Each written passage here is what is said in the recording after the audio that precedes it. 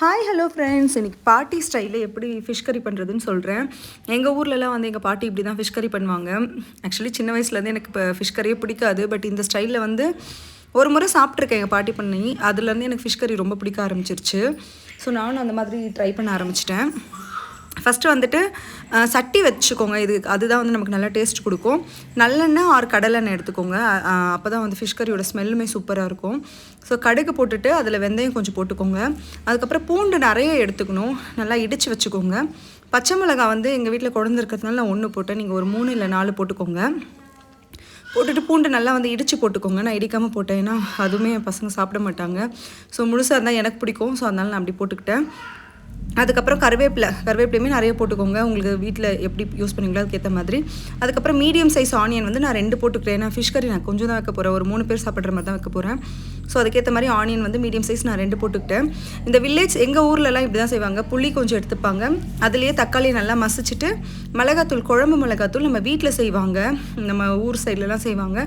So அந்த மிளகாத்தூள் நான் எடுத்துக்கிட்டு அதுலேயே வந்துட்டு நம்ம கல்லுப்பும் போட்டுட்டு நல்லா கரைச்சி ஒரு ஓரமாக வச்சுக்கோங்க.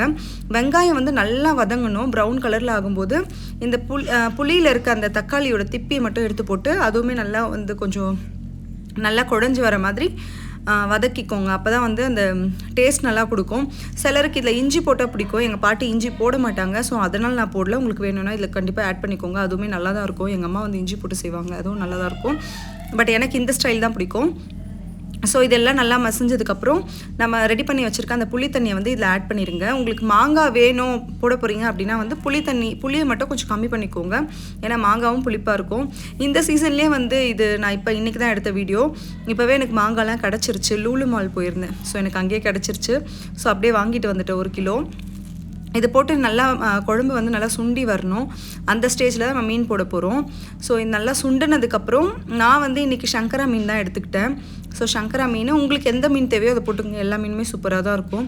சங்கரா மீனை போட்டுட்டு அதுக்கப்புறம் அது நல்லா கொதிக்கும். மீன் போட்டுட்டு யூஸ்வலாக வந்து நல்லா கொதிக்க வச்சா கரைஞ்சிரும்னு சொல்லுவாங்க. பட் அப்படிலாம் ஆகாது. நான் இப்படி தான் செய்வேன். எங்கள் ஹஸ்பண்ட் வீடு வந்து நாகர்கோயில். அவங்களாம் முன்னாடியே வந்து மீன் போட்டு செஞ்சுருவாங்க. நம்ம அந்த எல்லாத்தையும் அரைச்சி வச்சுருப்பாங்க, தேங்காய் அதெல்லாம். அப்போவே வந்து அவங்க மீன் போட்டுருவாங்க. ஒன்றும் உடஞ்செல்லாம் போகாது. ஸோ அதை பார்த்து தான் நானும் மீன் போடுவேன். பட் உடஞ்செல்லாம் போகாது, நல்லா தான் இருக்கும். இந்த வீடியோ உங்களுக்கு பிடிச்சிருந்தா லைக் பண்ணுங்கள், ஷேர் பண்ணுங்கள்.